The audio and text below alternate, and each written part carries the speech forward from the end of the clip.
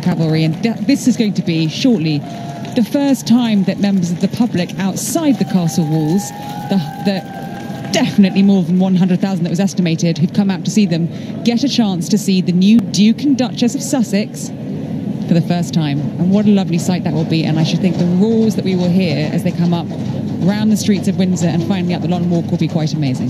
They'll just go into the eastern end of the castle, where they'll disappear for a few moments, and then I expect Her Majesty the Queen and the Duke of Edinburgh to be leaving.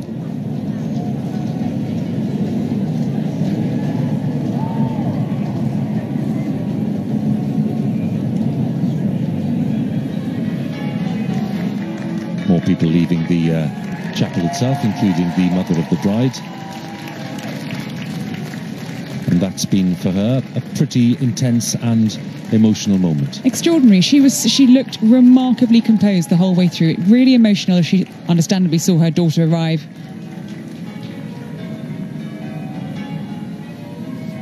Very soon the Queen will be leaving St George's Chapel and the national anthem will be played to signal the Queen's departure.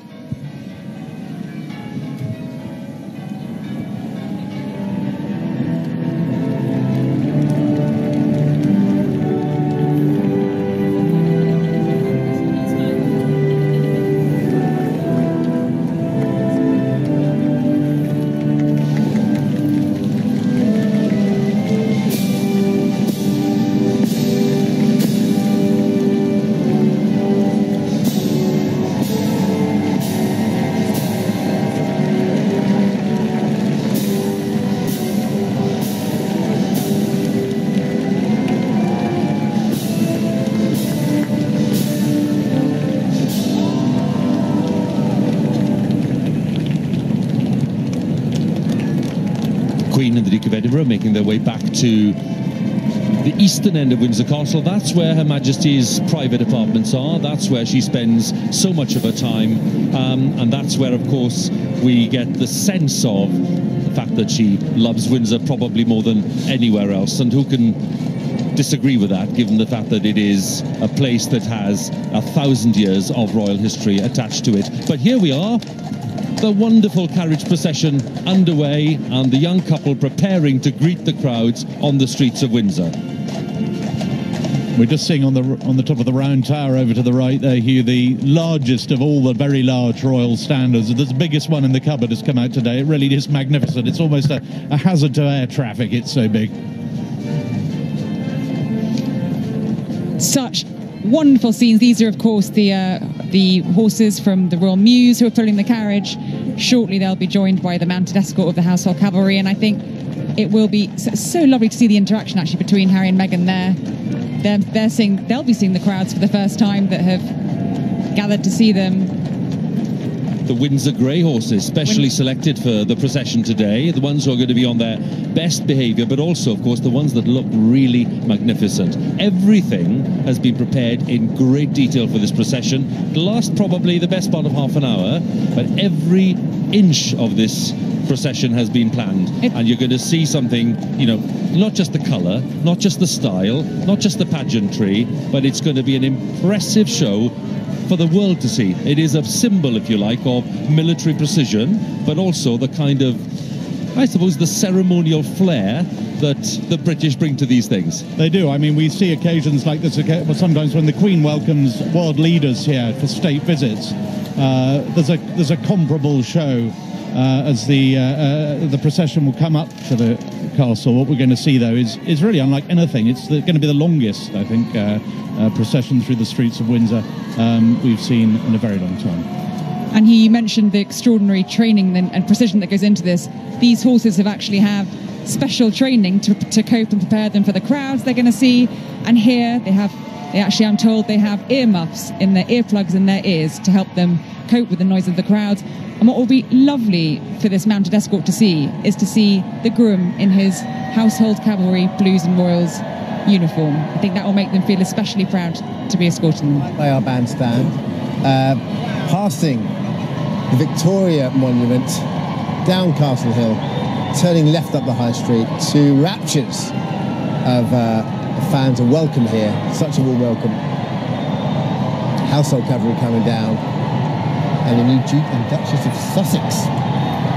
It really is quite a sight indeed, Dermot, and there is a wonderful fusion here of significant British pageantry matched with the rather charming small-scale streets of Windsor, which are just sparkling today with these beautiful Union flag banners, and indeed you may see at some point in the procession route there's 1,000 metres of bunting that has been made by the tiny busy hands of the school children of Windsor and many other kids from around Berkshire. So we're seeing a lovely uniting of some rather handmade casual moments and some very proper British moments.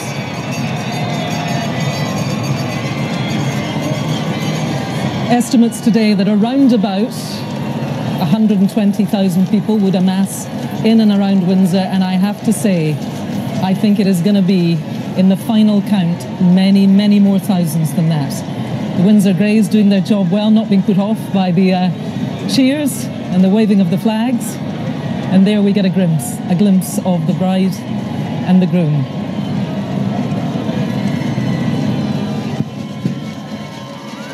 So the carriage procession on its way through the heart of the town of Windsor. A word about the travelling escort, because, you know, it's always a great sight. The Household Cavalry, they really are so impressive on all occasions. So we have 2 officers and 24 soldiers involved in the travelling escort. Commanding Officer, Lieutenant Colonel James Gaisley, commanding the travelling escort for the entire procession. He's been commanding officer of the Household Cavalry Mounted Regiment since December of 2015. He's riding very near the carriage, I think probably on the right-hand side as we look. So that's James Gaisley. And then we have Lance Corporal of Horse Frankie O'Leary. We spoke to Frank yesterday about today's escort duties. He's served on several tours of Afghanistan, and he's been on several tours abroad with the lifeguards since 2002. A couple of tours of Afghanistan, I think, and I think he actually served as a radio operator in Prince Harry's troop. So lots of personal links here today, some of which are not so obvious, but it's worth just underlining how much thought has gone into this procession as well. Absolutely. It's wonderful to see the mounted escort, the Household Cavalry. There's actually, Hugh, another really lovely personal link between the commanding officer, James Gaisley, and Harry. His sister, Sarah Jane Gaisley, was actually a bridesmaid at Charles and Diana's wedding, and his father, Nick Gaisley, a very famous National Hunt racing trainer, trained the Prince of Wales as a young jockey. So a wonderful personal link there, but fantastic to see the Household Cavalry Mounted Regiment doing their thing, doing what they do best. That pomp and pageantry makes us feel very proud, doesn't it? Certainly does, as they come past Victoria Barracks there. Colonel Gaisley, of course, was riding the same horse this time last week at the Royal Windsor Horse Show. He was actually competing in the show jumping in front of the Queen. So they've seen quite a lot of him lately. Interesting, the Victoria Barracks, which are on the left there, they look quite modern, don't they? But there's been a military barracks there since, I think, the 18th century, at least the end of the 18th century. But, of course, much enlarged now. And it's where lots of the 5 Guards regiments come to stay at Victoria Barracks in turn. I think, yes, they take their turn there. They rotate to change the guard at Windsor Castle, and now it's the whole procession coming down Sheep Street into King's Road, where I walked down there yesterday. Everyone's been working very hard on their gardens, very hard on their bunting. I think you'll see a lot of stars and stripes as well, which is a very nice touch. And a lot of Canadian maple leaves as well. Canadians are certainly very keen to claim the bride as well. And the Commonwealth was a very big theme, not only in the bride's wedding dress and her veil. She had every single flower of the Commonwealth, all 53 floral emblems of the Commonwealth embroidered onto her veil, which was a lovely touch. I think it's probably why the veil was so long. They had to incorporate every nation of the Commonwealth. And it's a very nice touch. It is slightly redolent of the Queen's coronation gown. That had all the emblems of the Commonwealth. But of course, in those days, the Commonwealth only had 8 nations. Today, it's got 53. Some 250 members of the armed forces serving today in various ceremonial roles, lots of them with links to Prince Harry. The Irish Guards, very prominent today, because 1st Battalion Irish Guards have been on duty, and indeed we have the wonderful musicians of the Irish Guards Band as well performing for us here at Windsor Castle, and they've been hard at work all day as well. So lots of individual members and then different serving groups and regiments involved too, all of them selected for their links.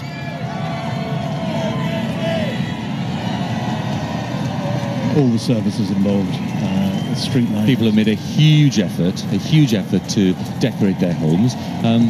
Lots of them, indeed. We were just here 2 or 3 days ago, and people were preparing at that point when, you know, frankly, the town was not so busy, but they were determined to have a great day. Time and again, Roya and Robert, people were talking about the weather, and you know, there's always a bit of a gamble in May in the United Kingdom with weather. This has been a gamble that's paid off very handsomely, and now what we're seeing on the procession is just completing the kind of rotation around some of these streets around the centre of town before, of course, eventually we'll get to the most spectacular part of all, which is the long walk through Windsor Great Park. We saw the car earlier speeding through. This will be a very different experience, and of course with the household cavalry in attendance providing the escort, it's going to be one of the most memorable images of the day without any question. Absolutely, it's going to be an utterly spectacular sight, and I think, Hugh, you mentioned there have been a few glitches. I think the couple will be extremely relieved. The only non-glitch is the weather. Windsor could not look more stunning. This is exactly the picture of Windsor, of Great Britain, that we want to be seeing at the moment, don't we? The Queen's Gardener did say you could not have picked a better time than May for a wedding. All the parks, the whole castle is at its absolute best, and when the weather's like this, it is going to be the most fabulous global picture of Britain. And as we can already see, people are on one side of the road. They're going to, in a minute, they're going to charge all the way across to the other. That's right. Into the park, so they get a second look of the couple coming back the other way. But these crowds, I mean, we were expecting big crowds, but I think these really have exceeded all expectations. There is absolutely no room on those pavements for any more people. Thames Valley Police, of course, are working hard as well in Windsor. Let's give them the credit they're due.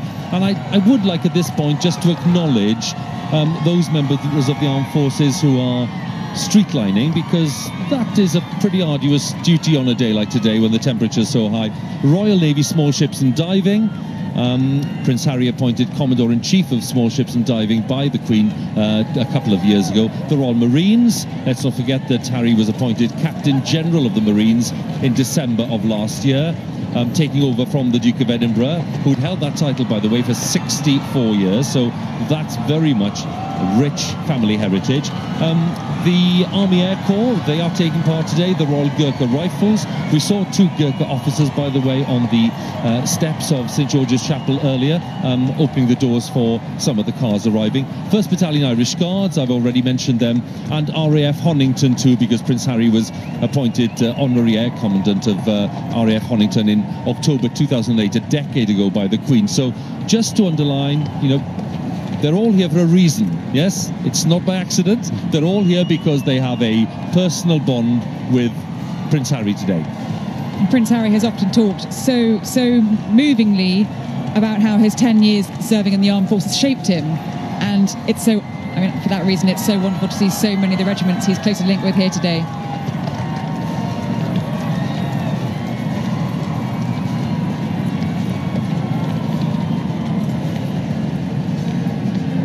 Just looking at them now, you know, happy and taking in all the kind of enjoyment of the day. And I think it's normal as well, Roya and Robert, at this point, as we see them here, newly married couple, ready to embark on this fantastic journey back to Windsor Castle, and the reception that will take place in a short while, a reception hosted by Her Majesty the Queen. There'll be a private reception, by the way, later this evening at Frogmore. But as we look at them now, just a thought from both of you two about the kind of lives that they plan to lead, the kind of things they intend to do. What can we say with confidence already about what they want to achieve and the kind of places they want to go to? Well, as they made very clear in their interview when they were engaged, they do see their future very strongly within the Commonwealth. Prince Harry's going to be a Commonwealth Youth Ambassador, just as they turn there onto the long walk for the beginning of what really is the centrepiece of this procession. And I think the Commonwealth, we've seen touches of it all through the service. It's just going to be an extremely important part of their lives. I think we'll see them travelling a lot through the Commonwealth. We don't know where the honeymoon is. I'd put an awful lot on the fact it's going to be somewhere in the Commonwealth. and that is definitely part of their future. Well, we know as well that they are literally going to hit the ground running, and while they, as soon as they're back from their honeymoon, they are going to be doing quite a lot of travel. We think there's possibly a trip to Dublin being considered, maybe the Netherlands too, and then of course in the autumn they will embark on a big Commonwealth tour to Australia for the Invictus Games, possibly also to New Zealand, Fiji and Tonga. So I think absolutely reinvigorating the Commonwealth, as you said, and what it means to young people will be high on their agenda, Hugh. Travelling escort, leading the carriage right along the long walk, which is in the heart of Windsor Great Park, and this really is the highlight of this procession. Let's join Dermot and Kirsty again. It really is, and that shot we can see coming down the long walk, all 2.65 miles of it, is pretty spectacular, isn't it, that aerial? Look at that. And the sight of what I can only describe as the natural grace of the Duchess of Sussex as she sits in this open escort landau with the beautiful Windsor greys. One getting a little bit frisky a moment ago, but it's back in line. And there she is, waving entirely, it seems, at home, which is quite something, because this today is quite a crowd. At the end of this, they'll go through Cambridge Gate, we saw earlier on. The Duchess of Sussex, maybe the second person to call her that. The carriage will go through and reach the castle's private grounds. They'll then go into the reception after photographs. Now, the photographs are interesting. We know that Alexei Lubomirsky, who we spoke to yesterday, he usually takes front covers of Vogue. He's usually taking snapshots of people like Gwyneth Paltrow, great big movie stars, Beyonce. But today, he will be taking 6 official photographs of the royal party, including all those, I have to say, astonishingly well-behaved flower girls and page boys who helped the royal couple onto the west steps of St George's Chapel today. The crowd made up of so many people who've come out on, we reckon it's about 21 degrees with a light breeze here in Windsor. And when Harry's parents got married back in 1981, it was a scorching 24 degrees, so we're lucky today. A very decent 21. And after all this, I imagine they'll have some sort of appetite. So the Queen will host the reception in St George's Hall in Windsor Castle for the couple and the guests of the congregation.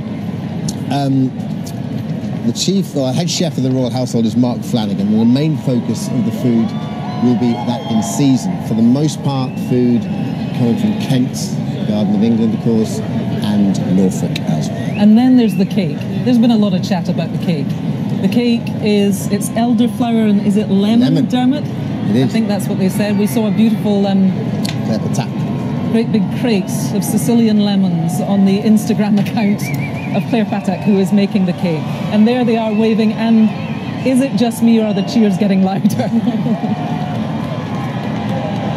Quite a moment. And Meghan Markle, of course, is somebody who is used to being composed. It's part of the job of an actress to perform, but here this is a very different role. This is a woman who seems very natural, very connected, not acting her way through a huge event, which she might reasonably have been expected to do.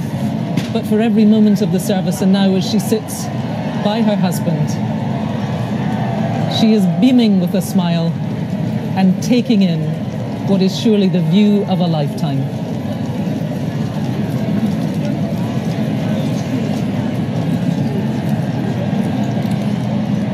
Can we take a moment as well just to talk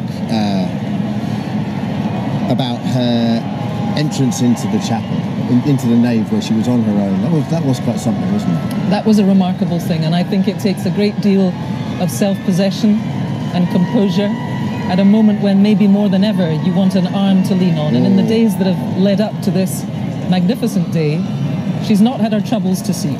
The fact that her father was unable to come due to his health meant that she had to make the decision. How was she going to enter the chapel?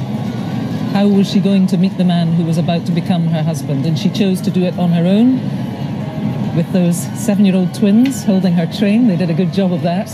And yeah, the composure that it took, Dermot, is quite something. But she had it. She did.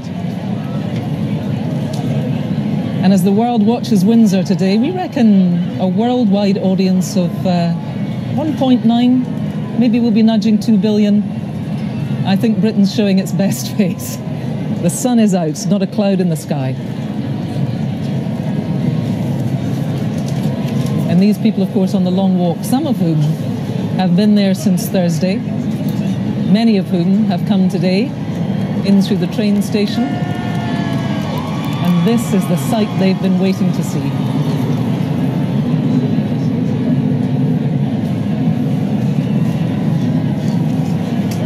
The crowds come to an end on the long walk, and then it is the private garden that the royal couple will move into. The cheers will be just a distant sound, and maybe they'll have a few moments to enjoy just each other's company before it's time for photos, and then time to greet the 600 odd guests.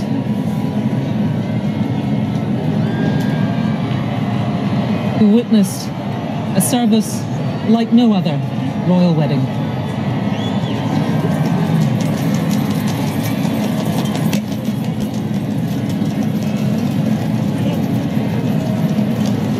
And as the royal couple almost make their way up to Cambridge Gate,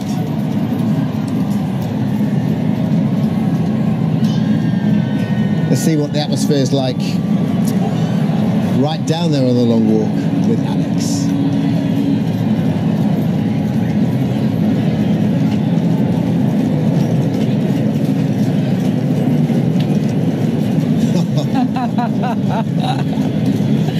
And well, she might take a moment, Dermot. Well, Good she might take a moment.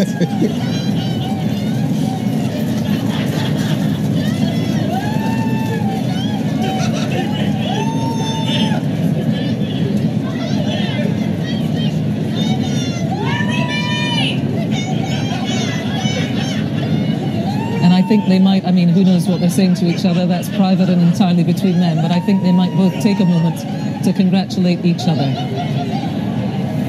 on getting through what is essentially an intensely private moment under such scrutiny. As Harry walked down to St George's Chapel earlier today, just after 11 o'clock, I did think he had the look of a slightly nervous groom about him, but not anymore. The smile is broad, the wave is confident. He got his gal. He did. Looks a very happy man now, doesn't it?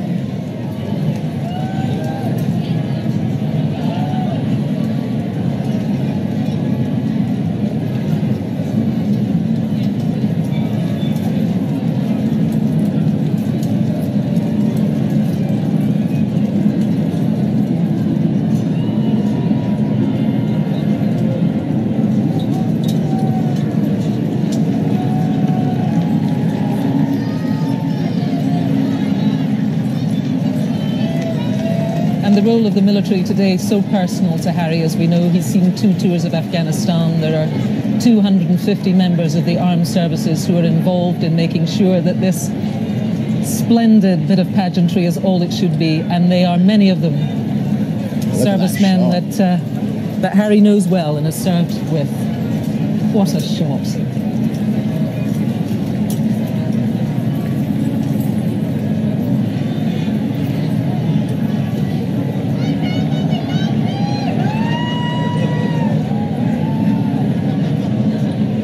Somebody's been out with the mower, damn it. For the last week, day in, day out. A beautiful scene.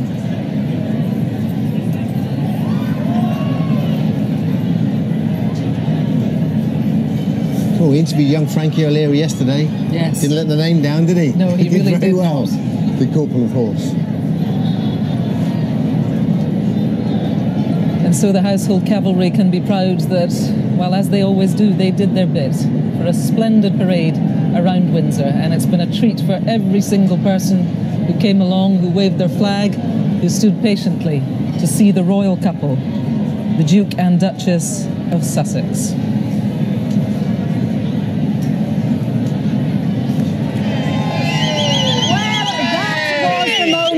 Everybody here, thousands of people on the long walk were waiting for the procession, and it was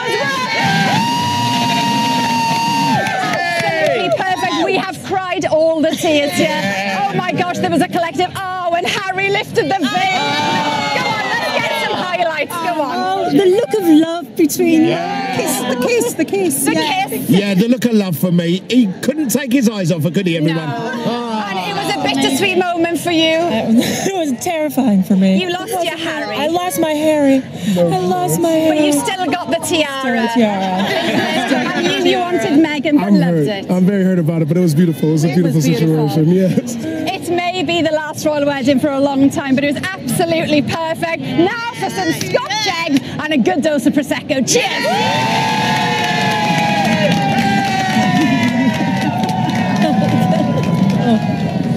The look of love. That's where the party is. I know where I'm going, Windsor. She looked absolutely gorgeous. Okay, there's so much to talk about. Do stay with us here on the BBC, because now we've seen the dress, now we've seen the guest, and now we want to talk to two people who have stayed with us to watch all of that